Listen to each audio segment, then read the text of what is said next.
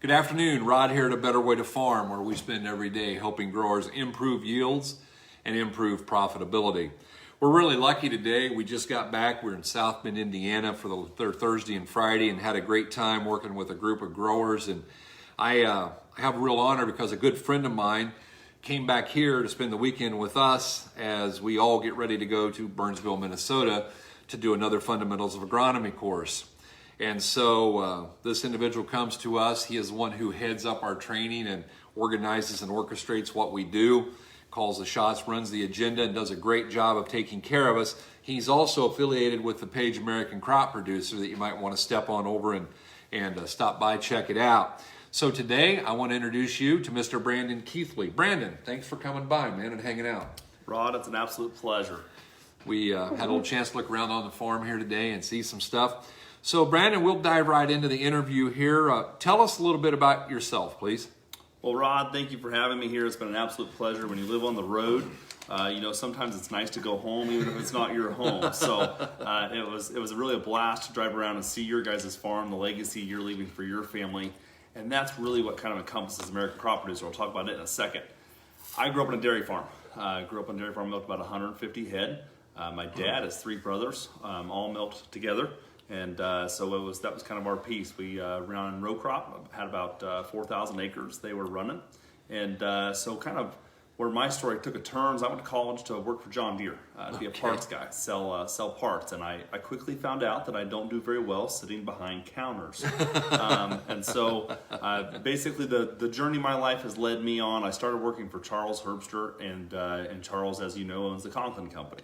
And so I get the opportunity every day in the summertime especially to be on the farm, to work with hands-on with our operation, doing research, and it really kind of ties everything that I've come from in terms of agricultural together. So it's really a pleasure to get to do that. That's awesome. A lot of hours. Get to work a lot of hours. Oh yeah, yep. But we're part-time. We only work 12 a day. Right, exactly. There's still that other 12 or 10 that we waste, probably 5 or 6 of them sleeping. So, Brandon, talk to us. What is the philosophy of American Crop Producer? So, Rod, I'm glad you asked that. So, as producers ourselves, we kind of have a different mentality. We live in a world today of big business. We live in the world today of huge corporate monsters. And we really believe in kind of bringing back the wholesomeness that is the American Crop Producer legacy. As we drove around and saw your guys' operation today, it's about family. It's about working together. It's about doing a better job with what we have. It's not necessarily always about putting more on. It's about doing a better job. And so basically what we did with American Crop Producer is we wanted to create a page. I'll be honest, we do some lives and some different things. But we wanted to create a page that was an environment for people to kind of have conversations, to kind of really put things back towards the legacies that we get to carry on that are our crop producer operations. Awesome. Both A Better Way to Farm and American Crop Producer and the parent company, so to speak, Conklin, all American owned, all American made products. Talk to me about why it's important to you to be a part of something that's American owned, American made. Well, I think it's really, really simple. The further you get away from the source, the more things change, right? So, we look at agriculture today. You look at the companies, let's say Monsanto. They started out in the Midwest and they started out with good intentions, but as you get bigger and bigger, we can see today right now, they don't always have our best intentions in mind. They do things that are best for their shareholders, and that's fine, but we want to be as close to the source as we can. So working for a farmer, American-owned company, that's pretty rare in this day and age. And I think sometimes it gets lost in translations. I think when you're right, and we all fight this. We all we have these grand intentions and these big dreams, and then somewhere between the inception of the dream and building it big and then ultimately ending up in a boardroom, it gets lost in transition. And I think that's one of the things is that, we don't have a board we have to answer to. We have wives, God bless them. We answer to them, but we don't have a board that we have to answer to. That's funny, guys, because actually sitting right there, and that's Brandon's wife, and it's an honor to have her here. It's always great to hang out. But, we just get to do what we believe is best, and we work hard every day at that. So, Brandon, obviously you didn't want to have a job where you were 8 to 5. Tell me what's your favorite thing about being in agriculture? You kind of nailed it there, Rod. Freedom.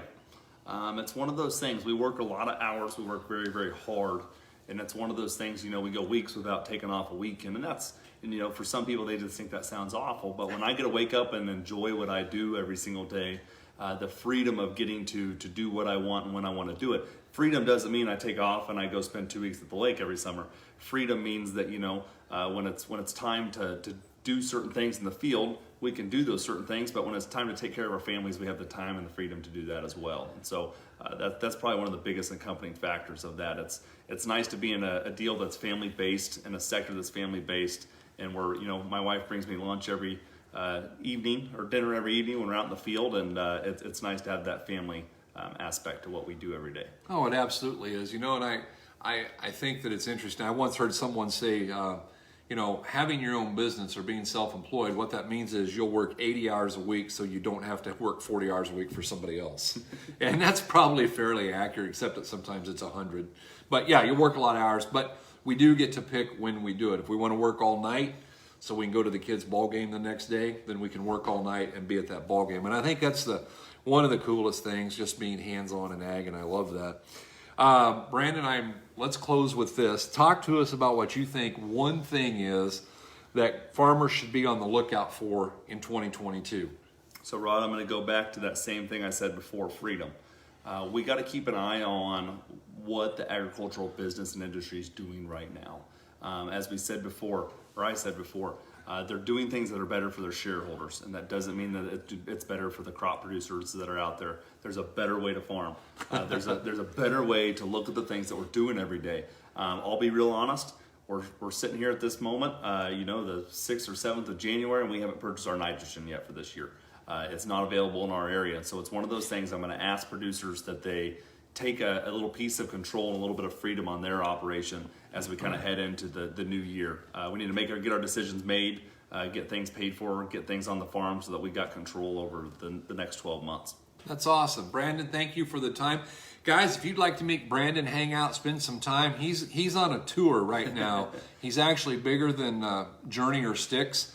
He's going to be playing important places like Burnsville, Minnesota, Tulsa, Oklahoma, Ankeny, Iowa, Lincoln, Nebraska, North Platte, Nebraska, Nashville, Tennessee, Columbia, Missouri. There's a lot of places that you can see us and hang out. And if you'd like some more information on one of those fundamentals of agronomy classes, we'd love to talk to you.